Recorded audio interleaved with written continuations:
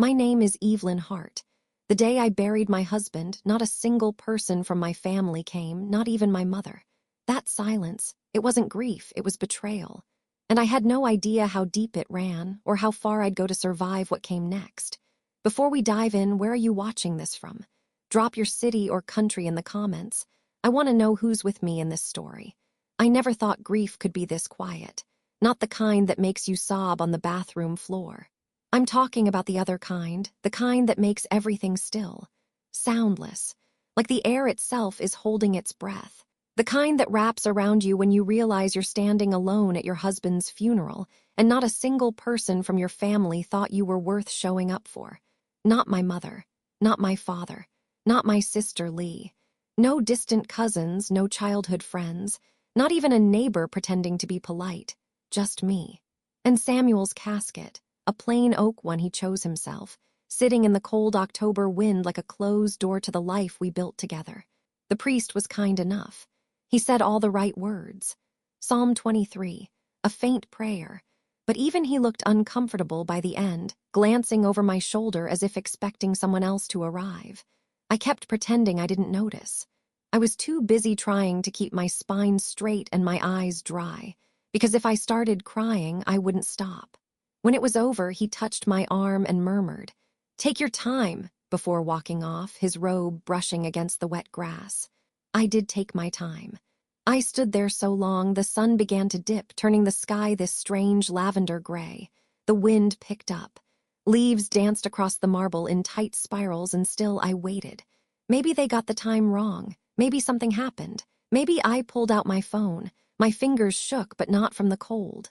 One ring. Two.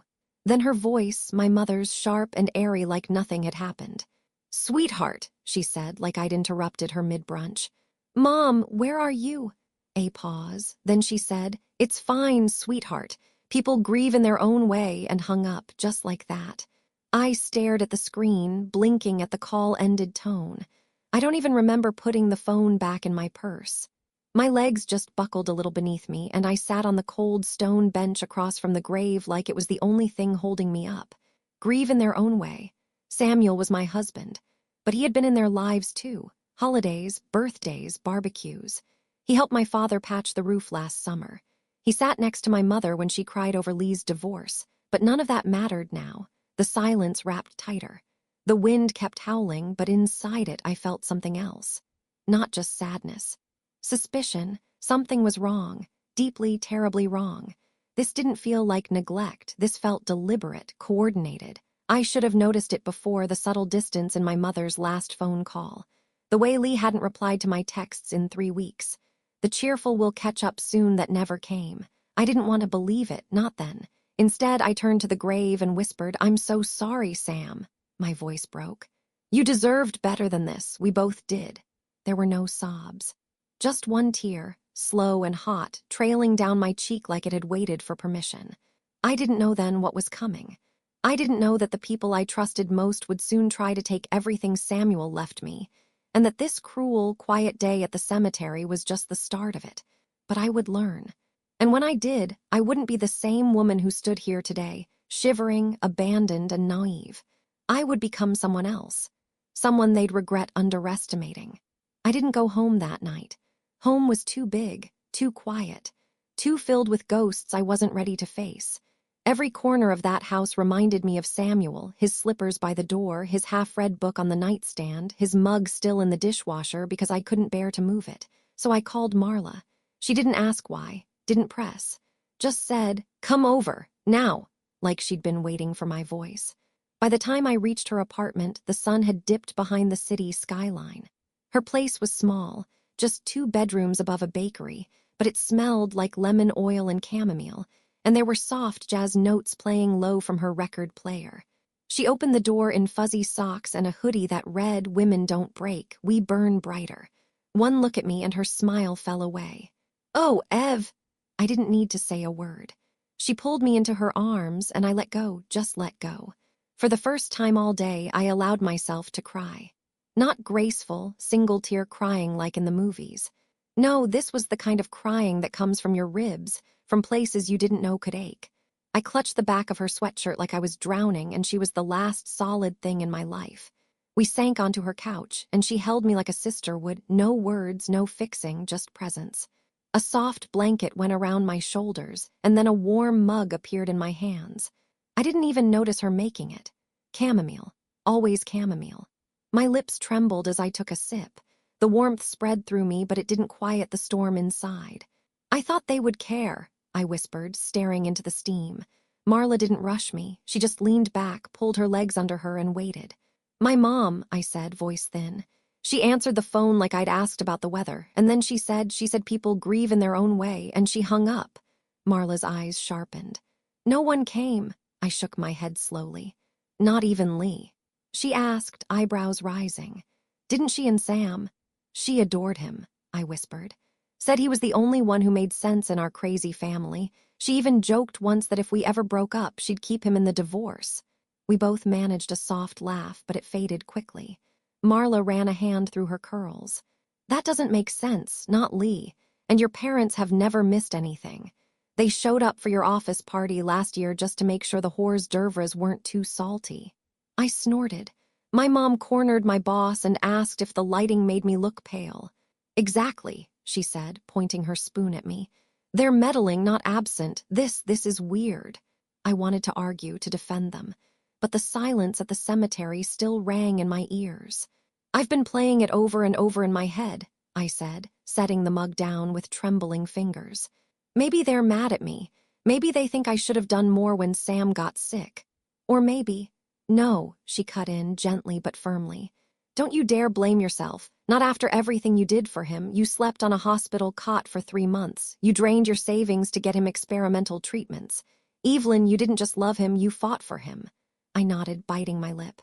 "Then what is this?" I asked, more to myself than her. "Why that coldness? Why skip his funeral?" Marla didn't answer right away.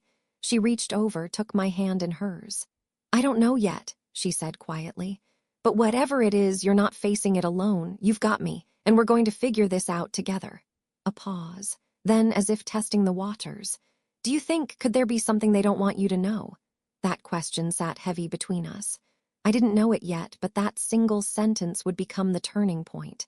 For now, I just leaned into her shoulder and whispered, "I'm so tired, Marla. I feel like I've been holding up the whole world. And now it's all just crashing down." She kissed the top of my head. "You don't have to be strong tonight," she said. "Let it fall, I'll hold you up." And in that warm apartment, wrapped in blankets and friendship, I cried again. But this time it wasn't from grief. It was from the quiet horror that something much deeper was wrong. I didn't know yet what, but I would find out. And when I did, nothing would ever be the same. The next morning felt like walking through syrup. My limbs were heavy, my brain fogged. I hadn't really slept, just drifted in and out, jolting awake every time a car passed outside Marla's window. My body was drained, but my mind wouldn't stop racing. Why hadn't my parents come? Why did my mother sound so rehearsed on the phone? What was I not seeing? I showered, dressed in something that didn't wrinkle too much, and caught the train downtown. The law firm was in a narrow stone building wedged between a coffee shop and an old tailor. It was the kind of place you'd miss if you weren't looking for it. A little too elegant for its own good, all etched glass and brass handles that clicked too quietly. The front desk assistant, a pale young man who looked like he spent more time arranging pens than talking to people, gave me a sympathetic nod and gestured toward a door with frosted glass. Mr. Clements, estate law. He was already standing when I walked in. Late 50s, neatly dressed in a navy suit and the kind of smile that's used to delivering bad news. "Mrs. Hart," he said, offering his hand. "I'm so sorry for your loss." I sat down slowly, feeling like I was sinking into the leather chair. My voice barely rose above a whisper. "Thank you. I just want to get everything finished as fast as possible." He nodded, shuffling a folder and clicking his pen.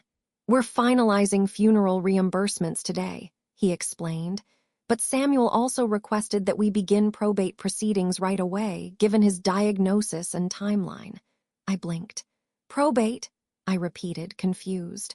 "I thought we didn't have much left. A joint savings account and the house, and I already live there." Mr. Clements hesitated. Something flickered in his expression, like he'd expected me to say that, like he'd been warned.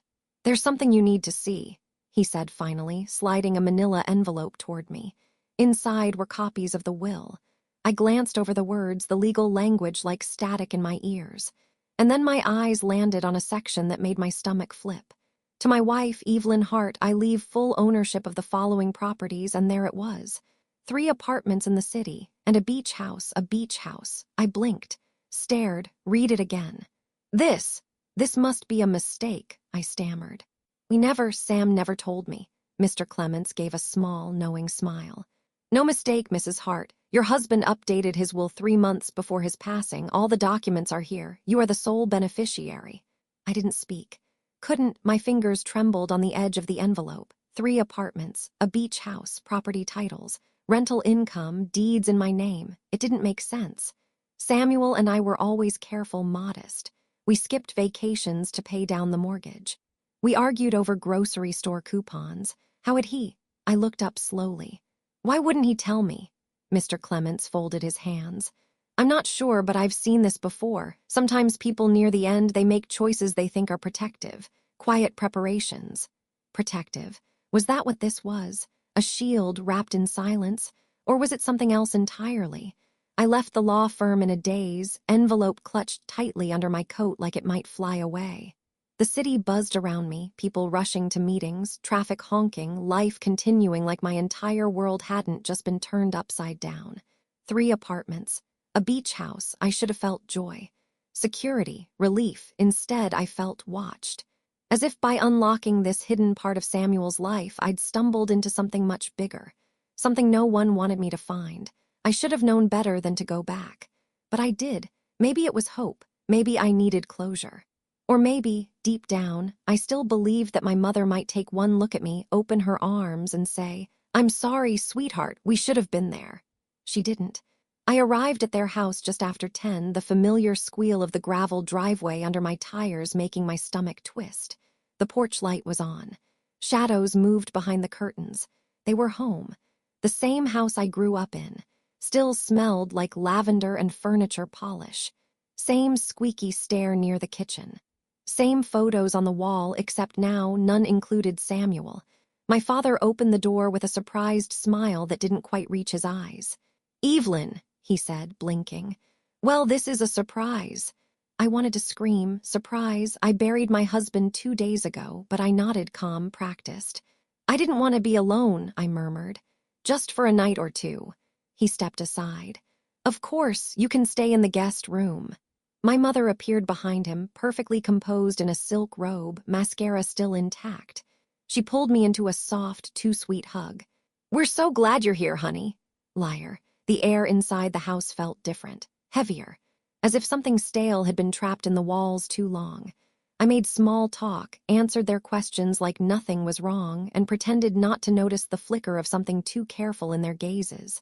By midnight, I couldn't sleep. The silence was too thick, too unnatural. And my nerves, they wouldn't rest. I wandered the hallway barefoot, the creaky wood floors whispering beneath me. I wasn't snooping, not really. I just needed water. But as I passed the kitchen, I froze, voices, low, urgent, my mother's sharp as ever. "Once the doctor declares her unfit, we take control. She won't know what hit her." I stopped breathing. Unfit. My heart began pounding so loudly I feared it might give me away. My father's voice followed, lower, gruffer. "We'll start small, just a few sedatives in her tea. Nothing she'll notice. If she slips up in front of Kessler, it's over." Kessler, Dr. Kessler, our family physician. I took one step back, toes trembling on the cold floor. "Don't worry," my mother said, her voice syrupy. "We'll ease her into it. She's vulnerable right now. That makes her pliable." I had to bite my lip to keep from gasping. They wanted me declared mentally unfit. They were planning to drug me, take control of Samuel's estate, my estate. The world tilted, the walls swayed. And for one long moment, I didn't know whether I was going to faint or run. I backed away from the door, careful not to make a sound. My throat burned with bile and disbelief. My own parents, the people who raised me. The ones I called for help the moment I lost my husband. They weren't grieving. They were plotting. I slipped back into the guest room, shut the door without a click, and collapsed onto the edge of the bed, shaking. I couldn't cry. I couldn't even breathe properly.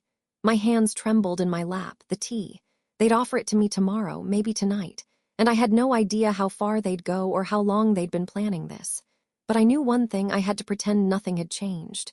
Play the game, smile, drink nothing, and figure out exactly how deep this betrayal went. Because this wasn't sadness anymore. This was war. The next evening felt like theater. Everything was perfectly arranged, napkins folded, candles flickering, soft jazz humming from the old speaker by the window. My mother had made stew. Her famous rosemary beef with pearl onions, the one she always cooked on important nights. Apparently, this was one. I took a deep breath in the hallway mirror, smoothing my expression until it was blank and pleasant. Like a woman who wasn't sleeping in a house where her parents had just plotted to poison her. Act natural, I whispered to my reflection. Smile, be slow, be safe. The dining room looked exactly like it had when I was 12, same floral wallpaper, same brass light fixture that always flickered when the dishwasher ran. Nothing had changed, and yet everything had. Smells incredible, I said, stepping inside. My mother beamed, ladling stew into 3 matching bowls. We thought a warm meal might help you feel better. Grief depletes the body. My father chuckled. You need real food, not those sad little salads you used to bring to work. They were charming, perfect, not a twitch out of place. I sat down, carefully choosing a seat between them instead of across from either one.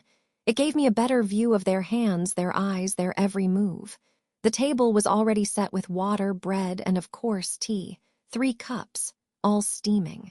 I wasn't sure if you still liked peppermint, my mother said, placing 1 cup gently in front of me. I blinked once, then smiled. Oh, I do, but I'm still so full from lunch, I'll just sip later. She hesitated. It's already steeped, sweetheart.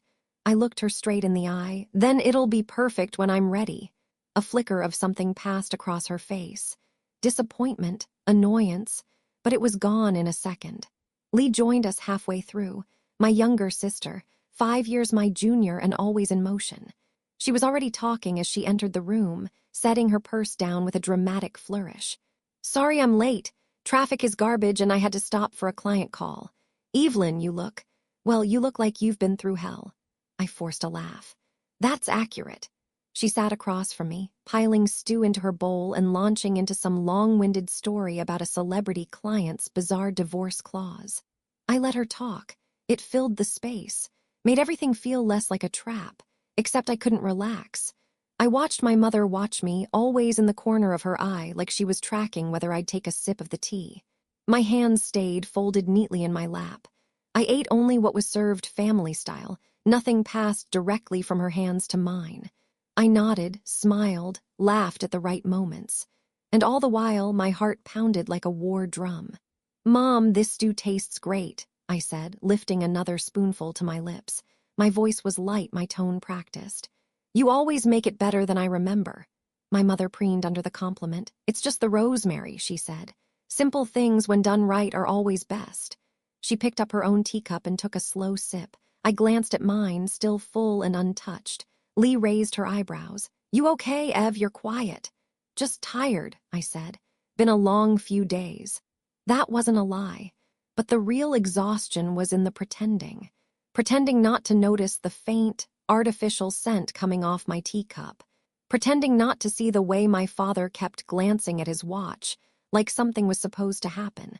Pretending not to feel like I was sitting at a dinner table flanked by strangers wearing my parents' faces. When the meal was done, I helped clear the dishes. My mother tried to wave me off, but I insisted. I needed an excuse to be near the sink, near the drain, near a safe place to pour the tea when no one was watching.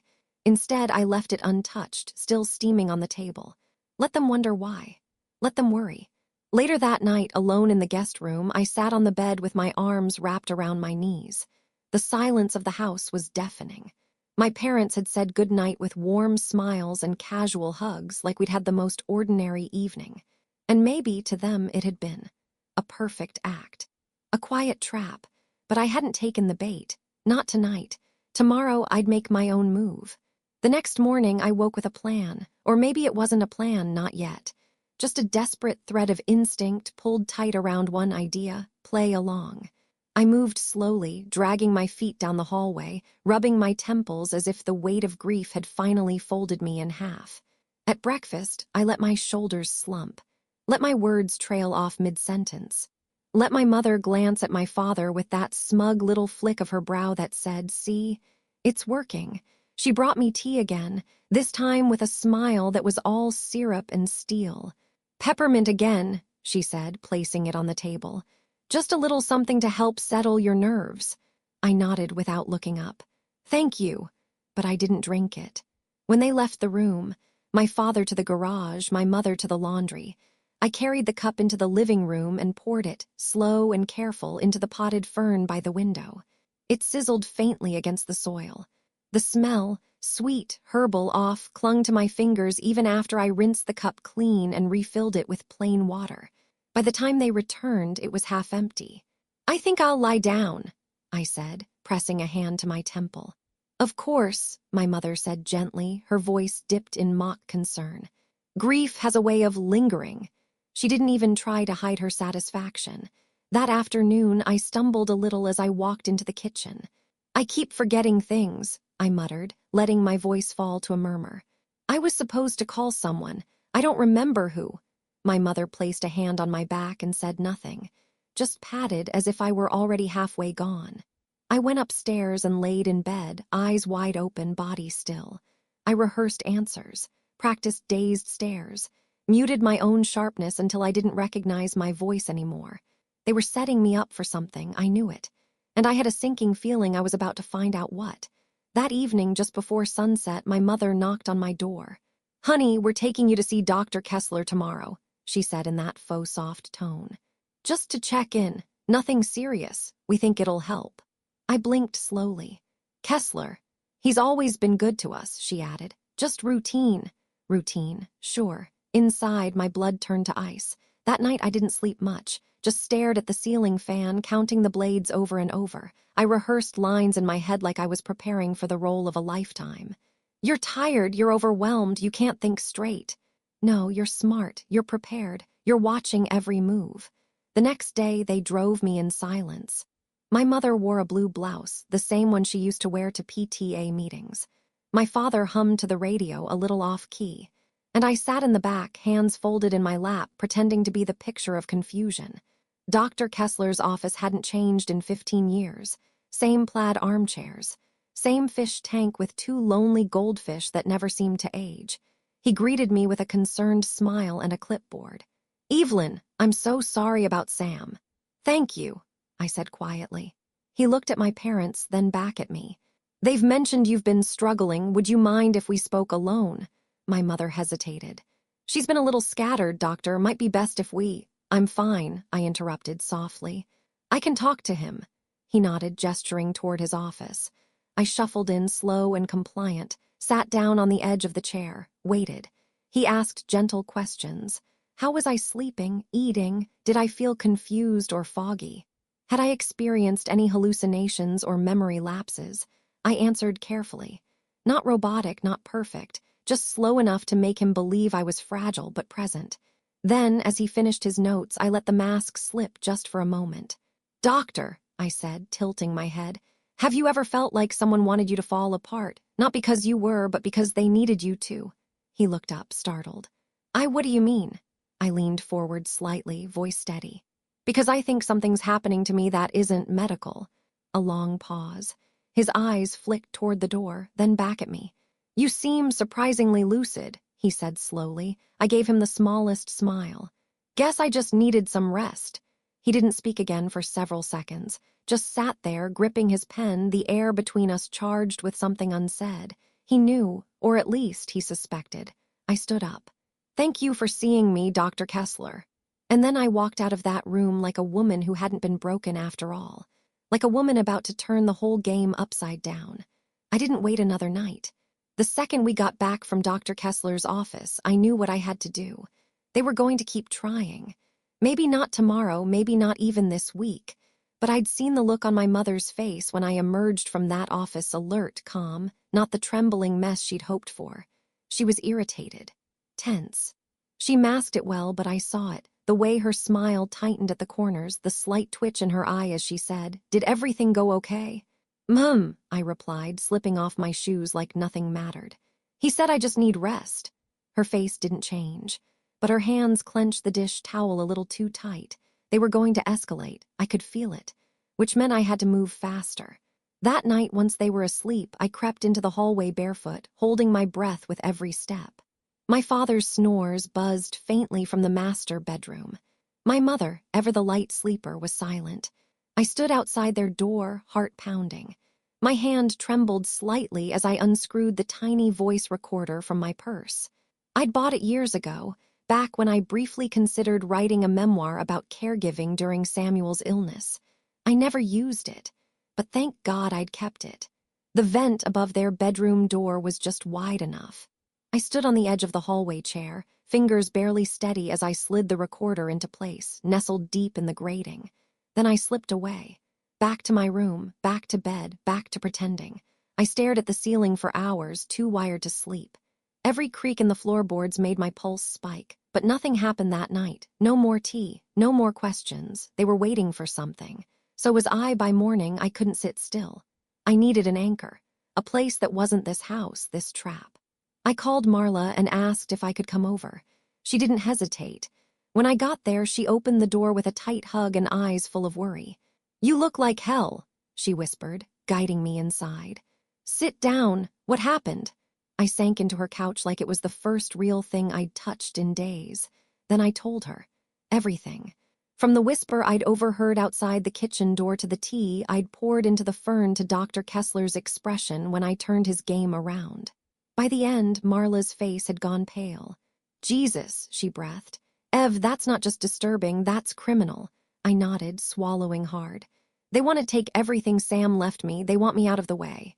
"But how far would they go?" she asked, rubbing her arms like she'd gotten cold. "Sedatives, fake evaluations, that's premeditated," I finished for her. "They're building a case, or trying to." She paused. "You need proof." I pulled the small remote from my coat pocket and held it up. "I'm working on it." Marla's eyes widened. "You bugged them." "I had to," I said. "But I'm scared, Marla. What if it's not enough? What if no one believes me?" She sat beside me, grabbed my hand with fierce gentleness. "Then we go to someone who will believe you." I frowned. "Who?" "My brother," she said without hesitation. "He works in the prosecutor's office. Not flashy, just local cases, elder abuse, fraud, estate manipulation. This is his lane." I blinked. "You never told me that." "Because I didn't think I'd need him," she said quietly. "Until now." I hesitated. Going to the law meant escalating. It meant declaring war. But hadn't they done that first? I reached into my purse and handed her the recorder's spare chip. "It's recording now. I'll bring you the files as soon as I get something solid." Marla nodded. "You're not alone in this," she said firmly. "They wanted you isolated, but you've got me, and now you've got backup." For the first time in weeks, I felt something stir in my chest that wasn't dread. It was still fragile, still flickering, but it was there. Hope. The recorder clicked softly when I switched it off. 2 nights. That's how long I'd let it run, hidden, quiet, waiting. Every time I walked past the vent, I half expected my mother to notice the faint red light or my father to question the hum. But nothing. They went on as if the house itself had chosen to keep their secrets. Until now. I slipped the device into my pocket and took it to the car, heart thudding so loudly it seemed to echo off the windshield. The sun was setting, bleeding gold across the dashboard. I hesitated, thumb hovering over the play button, then pressed it. At first, just static. A cough, footsteps, the creak of the bed. Then my mother's voice, clear as if she were sitting beside me. "We gave her too little last time," she said flatly. "Next time, double the dose." My stomach turned. My father answered, his tone a tired growl. "The doctor already agreed. He said a stronger sedative will make it obvious she can't manage alone." "She won't even realize it's happening," my mother said. "We'll handle her finances before she wakes." Silence. Then my father chuckled, a sound I hadn't heard since childhood, soft and cruel at once. "Our daughter always did trust too easily." My grip tightened on the steering wheel. I couldn't breathe. They weren't guessing anymore. They weren't planning. They were executing. I replayed it twice to be sure I hadn't imagined the words. Each time, my mother's voice grew colder, more certain. By the third replay, I was shaking too badly to keep the phone steady. I drove straight to Marla's apartment, barely remembering the traffic lights. She opened the door before I even knocked twice. One look at my face and she said, "You got something." I nodded, my voice cracked. "It's worse than I thought." We listened together. The living room filled with the hiss of the recording and my parents' calm betrayal. When it ended, Marla turned off the recorder with trembling hands. Her jaw was tight, eyes blazing. "Ev, this isn't just manipulation, it's attempted poisoning, that's evidence." I swallowed hard. "Will it be enough?" "It's a start," she said. "But my brother, he'll want corroboration, something that proves intent and action. The recording shows the plan, but we'll need proof of the attempt." I stared at her. "You mean I have to let them try again?" Marla hesitated. "Just enough for the prosecutors to move. I hate saying it, but yes, you need to catch them in the act." The words hit like a punch. I sank onto the couch, pressing my palms into my knees to keep from shaking. "They're my parents," I whispered. "How am I supposed to sit across from them and pretend?" Marla knelt in front of me. "You don't pretend for them, you do it for you. For Sam. For every part of your life they're trying to erase." I closed my eyes. Samuel's smile flashed in the darkness behind my lids, warm, steady, the way he used to look at me when life felt impossible. He'd always said I was stronger than I thought. Maybe he'd been right. Marla's brother, Daniel, arrived half an hour later, tall, tired, still wearing his county office badge. He listened in silence, arms folded, face unreadable. When the recording ended, he exhaled sharply. "This is serious," he said. "You're dealing with conspiracy, fraud, and potential poisoning. But we'll need one final piece, proof at the moment they act. That's what gets a warrant." "And how do I do that?" He leaned forward. "Next time they try to drug you, we'll have law enforcement ready to intervene. You'll need to drink it enough to convince them, but we'll test the cup afterward. I'll coordinate with the lead prosecutor and an officer on standby." Marla protested. "That's dangerous." "I'll be fine," I interrupted. "I have to finish this." Daniel looked at me for a long moment, then nodded. "Once you're sure they're moving again, call Marla. No one else will handle the rest." After he left, the apartment felt too quiet. Marla paced, hands on her hips. "Ev, are you sure about this?" "No," I said honestly. "But if I don't stop them now, they'll just keep going." She hugged me hard. "Then promise me one thing. When this is over, you don't look back. You walk away and never give them another chance to hurt you." "I promise." I meant it. As I drove back to my parents' house, the recorder sat heavy in my bag like a beating heart. I wasn't just surviving anymore. I was preparing for the final act. I stood in the mirror and practiced my weakness. Tilted head, glassy eyes, a soft smile that didn't quite land.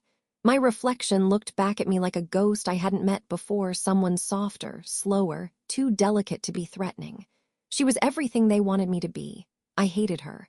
But I needed her. Because Daniel was right, we needed more than whispers and plans. We needed proof in action. And the only way to get it was to walk straight into the trap and pretend not to notice the jaws closing. I whispered to the mirror, "You've survived worse, just one more lie to catch them all." The next morning, I drifted into the kitchen like I'd floated there, murmuring about a dream I couldn't remember. My mother glanced at me with a flicker of interest. "Did you sleep?" she asked. I nodded vaguely, picking at my sleeve. "Think so, it's all blurry."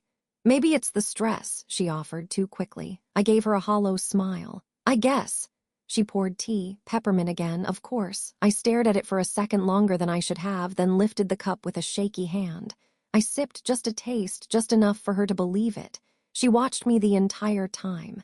I coughed halfway through and set the cup down, pretending to be disoriented. "I feel heavy." "You need to rest," she said softly. "Why don't you lie down?" I nodded. I was already texting Marla under the table with trembling fingers. "It's happening. Today. Tell Daniel, be ready." She sent back a single heart emoji and the word done. I made my way upstairs, acting like my legs didn't quite belong to me. My father passed me in the hallway, gave me a once-over, and said, "Might be time for another check-in with the doctor." I just blinked at him, dazed. I murmured, "That sounds smart." He smiled faintly, like he'd already won. Once in the guest room, I sat on the edge of the bed and counted my breaths. 4 in, 4 out. Over and over until the panic quieted beneath my ribs. When I stood again, I swayed on purpose. They were watching. I could feel it in the air, eyes behind the door, shadows at the corners of the hallway. I made my way to the bathroom, splashed my face with cold water, and returned to the living room where they waited like polite predators. My father handed me a fresh cup. "Drink, sweetheart," he said gently. "You need to calm down." I took it, sipped, held it in my mouth for a second too long before swallowing. The taste was faintly bitter, something deeper than peppermint, something dry that lingered at the back of my throat. I smiled weakly, then let my eyes glaze over. The room swam. Or maybe I just made it look like it did. I let myself sink into the couch, my limbs limp, my voice too soft to register. My mother sat beside me, adjusting the blanket over my shoulders like I was an invalid. "She's slipping," she said quietly to my father. "Just like we expected." I closed my eyes, just enough to make it seem real. My heart pounded so hard I was afraid they'd hear it. Time blurred. I let the effects settle into me, drowsy, detached, floating. I gave them everything they wanted to see. And when they finally stood up and moved toward the phone, whispering about calling Dr. Kessler to finalize the paperwork, I whispered to myself, "Now!" The world tilted sideways. It started as a hum in my ears, like a swarm of bees trapped behind glass. Then everything blurred, faces stretching, colors bleeding, voices sinking underwater. I remember the edge of my mother's perfume, the cool brush of her hand on my forehead, and her whisper, soft and triumphant. "Rest now, sweetheart. It'll all be over soon." I wanted to scream, to shove her away, but my limbs were lead. It wasn't just acting anymore. Something real crawled through my veins, slow, heavy, chemical. The sedative, they'd finally done it. My mind flickered in and out of clarity. Somewhere beneath the fog, I told myself, "Hold on, Daniel's coming. Marla knows, just hold on." I tried to focus on one thing, Sam's face. The way his smile always started in his eyes. If I could hold that image, I could stay tethered. The next thing I knew, I was being moved. Voices echoed through the haze, my father's low grumble, my mother's chirping tones. A car door slammed. The smell of gasoline. Then fluorescent light, sharp and sterile, cut through the darkness. A hospital room. White walls, white sheets, the hum of machinery. Dr. Kessler's voice drifted somewhere above me. "Clearly unstable, needs permanent monitoring." Permanent. The word burned through the fog. He sounded nervous, though like a man reciting a script he no longer believed in. My mother hovered beside him, clutching her purse too tightly. "She's been hallucinating," she said, her tone brittle. "We just want what's best for her." My father added, "She can't manage the estate. She's confused about everything, money, time, even where she is." Kessler hesitated. "Are you certain she's taken the full dose?" "She drank all of it," my mother snapped. "You saw how she was." I wanted to laugh, to tell them I'd poured half of it out when they weren't looking, that I'd spent the last hour pretending to sink deeper, whispering nonsense to keep them convinced. But my body wouldn't obey. Kessler sighed and reached for the clipboard. "Then let's make it official." He began to write. The sound of pen on paper scratched through my head like nails. He signed once, twice. I caught the words incapacity certificate as he set the form aside. My mother exhaled, shaky but triumphant. "Thank God," she whispered. "Now we can finally take care of things." That's when it happened. A door burst open hard enough to slam against the wall. The crash echoed like thunder. "Hands where we can see them," a voice shouted. Chaos erupted. My father spun around, startled. My mother stumbled backward, her perfect composure fracturing into shock. Kessler froze mid-motion, pen still in hand. Two uniformed officers swept in, followed by a third man in a gray suit, Daniel. His badge gleamed at his belt, his face carved in stone. "Step away from the patient," he ordered. "Now," my mother's voice cracked. "What is this? You can't just—" "We can," Daniel said coldly, "and we are. We have recordings, intercepted communications, and a controlled substance test that links your fingerprints to the drug found in her cup." Kessler stammered. "This isn't— I didn't—" "You falsified a medical document," Daniel cut in. "That's fraud, and the sedatives, attempted poisoning." An officer cuffed my father before he could speak. Another reached for my mother, who twisted and shrieked. "You tricked us, Evelyn. You lied." I managed a faint smile through the haze. "Guess I learned from the best." Her face crumpled, part fury, part disbelief. For once she had no words. The room filled with motion, papers scattering, radio chatter crackling, the heavy rhythm of boots against tile. Daniel leaned close to me, lowering his voice. "It's over. You're safe now." I wanted to thank him, but the adrenaline that had kept me tethered finally broke. My body sagged against the pillow, exhaustion rolling through me in waves. As the officers led my parents out and Dr. Kessler begged for a lawyer, I watched through half-closed eyes. Everything around me was chaos, but inside, something quiet bloomed, a stillness I hadn't felt since before Samuel died. I was free. The hallway outside the hospital room echoed with the metallic clink of handcuffs. They were leading my parents out in separate directions, one officer flanking each side, firm hands on their arms. My mother's shoes squeaked against the tile as she twisted her head back, trying to catch one last glimpse of me. She found it. I stood in the doorway, pale but upright, blanket still draped over my shoulders like a cloak. My knees trembled, but my voice didn't. Her face contorted. "You have no idea what you've done," she hissed. "This will destroy our family." My throat tightened. But I didn't blink. "No," I said quietly. "You did that, I just stopped you from finishing the job." Behind her, my father kept his eyes forward, not a single glance back. Maybe he couldn't bear to look at me, or maybe he never did in the first place. Kessler followed last, his white coat half unbuttoned, eyes downcast as he was flanked by plainclothes agents. For all his confidence in that office, he looked small now. Fragile. He muttered, "This wasn't supposed to happen." I stepped aside to let them pass, my spine straighter than it had been in months. "Yes, it was," I said. "You just didn't think I'd be the one writing the ending." Daniel stood beside me, silent until the last officer disappeared around the corner. Then he turned, resting a gentle hand on my arm. "You should sit," he said. "The adrenaline crash is coming." I didn't argue.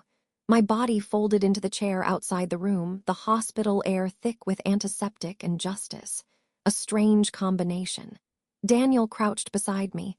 "We'll need your statement officially, but the case is strong. You gave us everything." I looked at him, really looked, and saw no pity, just respect. "You saved yourself," he added. "We just showed up in time." My lips twitched into the first real smile I'd felt in weeks. "I never wanted to destroy anyone," I whispered.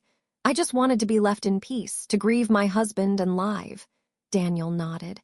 "Now you can." An hour later, Marla burst through the hospital doors with 2 coffees in hand and tears already streaking her cheeks. She threw her arms around me so hard I nearly spilled both drinks.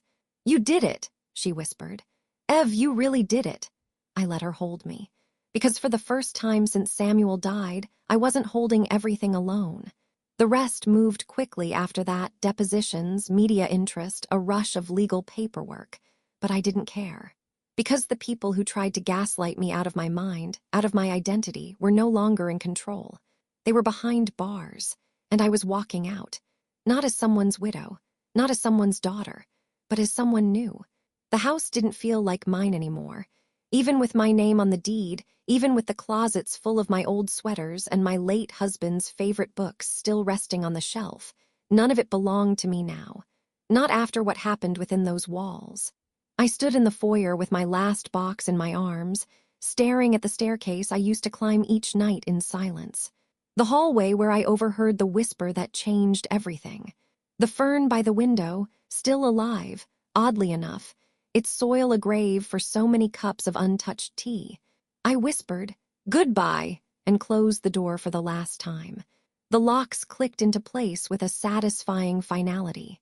By the time I reached the beach house Sam had left me, his secret gift, the one no one else even knew existed, the sun was just beginning to rise.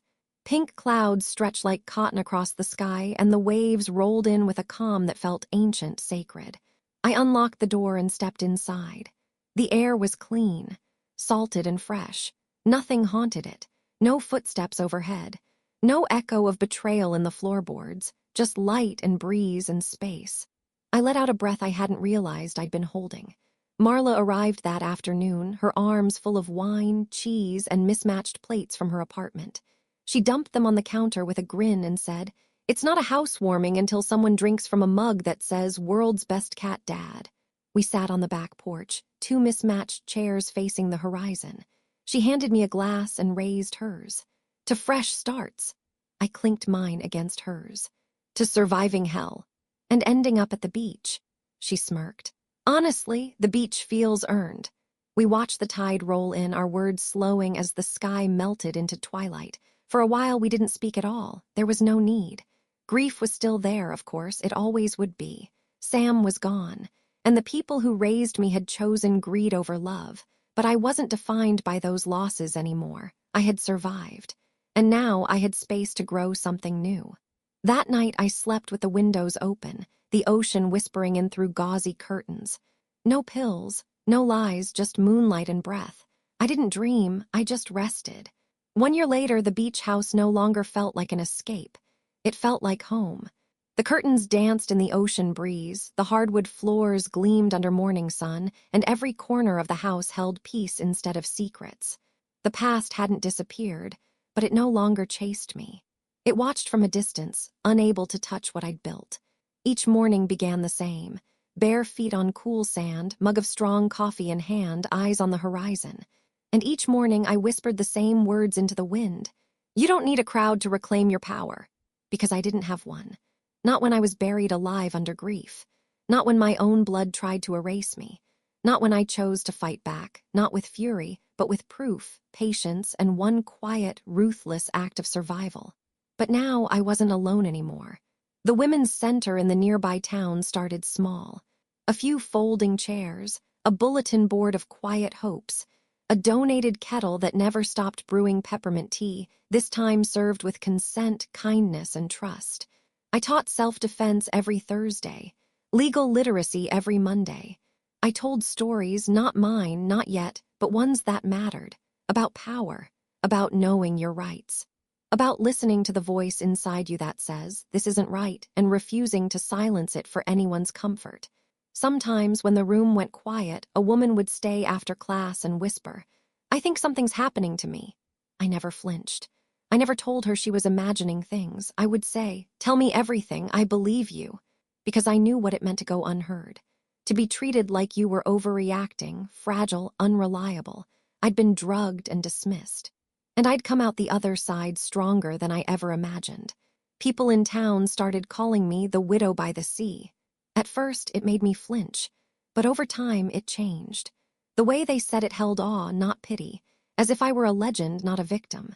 They whispered about the quiet woman who exposed a family's betrayal and turned her pain into purpose. A woman who didn't scream, didn't burn it all down, but outwitted them with silence, strategy, and a heart that refused to collapse. Evelyn Shore. That's the name they say now. Not Evelyn, daughter of so-and-so, not Mrs. Randall, just Evelyn Shore. Teacher, survivor, force of nature. And when I walk the shore at sunrise, feet kissing the tide, wind in my hair and salt on my skin, I finally believe it too.